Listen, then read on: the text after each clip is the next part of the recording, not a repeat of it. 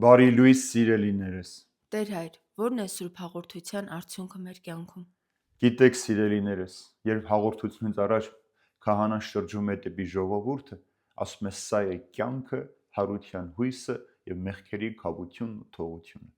Ուրեմն Սուրբ Հաղորդությունը դեղ է մեր ամենօրյա մեղքերի համար։ Սուրբ Հաղորդությունը ճաշակելով մենք մաքրվում ու զորանում ենք մեր մեղքերից, նորոգվում, նոր մարդ ենք դառնում եւ հասկանում ենք, թե ինչքան քաղցր է Տերը, որ մեզ դեպի փրկություն առաջնորդում, թույլ տալով իր մարմին այունը ճաշակելով։ Ինչ է նշանակում սա է կյանքը։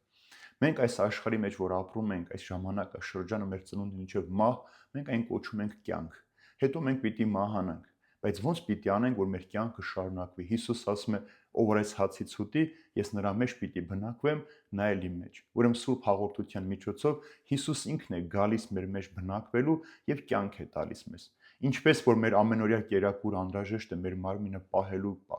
առողջ լինելու համար, այնպես էլ այդ կյանքը անհրաժեշտ է, որպեսզի Սուրբ Հաղորդության միջոցով մեր հոգին ապրի։ Մեր հոգին էլ է մրսում, տկարանում, թուլանում, մերկանում, այդ ամեն ինչպես պիտի մենք կարողանանք փարատել, ծածկել Սուրբ Հաղորդության միջոցով։ Ուրեմն իրական կյանքը գալիս է մեր մեջ բնակվելու եւ այդ կյանքն է, որ հետո հարության ժամանակ մեզ հարություն պիտի տա, որտեղ հաջորդ ուղի մեջ մենք ասում ենք սա է հարության հույսը։ Ինչպես պետք է մարդը հարություն առնի։ Մենք իբրև մեղավոր մարդիկ, թերի, պակասավոր դրում ենք հողի մեջ, որպեսզի դե հարություն առնենք անապական, արևի պես շողացող դեմքերով եւ անկողոպտելի զարդերով զարդարված։ Եվ Սուրբ Հաղորդությունն է, որ այդ հույսը տալիս է մեզ, որ երբևէ եթե մենք մահանանք, Աստծո խոսքի համաձայն հող ենք եւ հող պիտի դառնանք, բայց այդ հողից պիտի հառնենք, որովհետեւ մենք միշտ Քրիստոսի մարմին այունը ճաշակել ենք հարության հույսով, որովհետև Հիսուս ինքն է ասել. ով այս հացը ուտի, ես նրան պիտի հարություն տա։ Ուրեմն մենք հարությունը պահում ենք մեր մեջ Քրիստոսի մարմնով,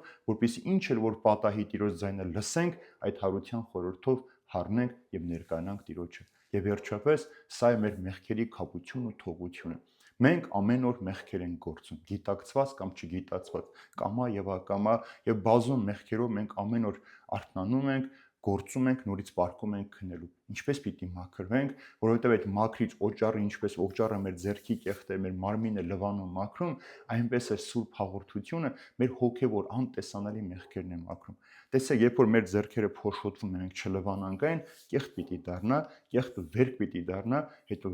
այդ վերքը հիվանդության միջոցով մեզ պիտի սպանի։ Այնպես էլ մեղքը անտեսանելի փոշի նստում է մեզ վրա, եթե մենք չենք մաքրում, չենք սրբում, այն կեղտ է դառնում, հետո հիվանդացնում է մեր ամբողջ էությունը եւ կամած մենք հոգեվոր մահ ենք ունենում։ Ուրեմն որpիսի այդ հոգեվոր մահը մարդը չունենա, Սուրբ Հաղորդության այդ զորությունը հենց դրա մեջ է, որ մարդուն մաքրում է իր տեսանելի, անտեսանելի մեղքերից, սրբում իբրև մաքուր անոթ ներկայացնում Քրիստոսին։ Դրա համար շատ կարևոր մարդը միշտ ամսվա մեջ, տարվա մեջ շատ հաճախ պատարագի գնա Սուրբ Հաղորդություն ստանա, որպեսզի մաքրված, սրբված կարողանա ներկայանալ Քրիստոսին եւ հասկանալ, որ սա դեղն է մեր ամենօրյա մեղքերի մաքրության, փրկության եւ Տիրոջ շնորհները ամեն օր մեր մեջ ավելացնելու, որպեսզի այս անցավոր կյանքի ընթացքում մենք հավատարմորեն եւ հավատքի մեջ ամուր մնանք դեպի Քրիստոս գնացող ճանապարհին, որպեսզի հարության ժամանակ ամոթով չմնանք։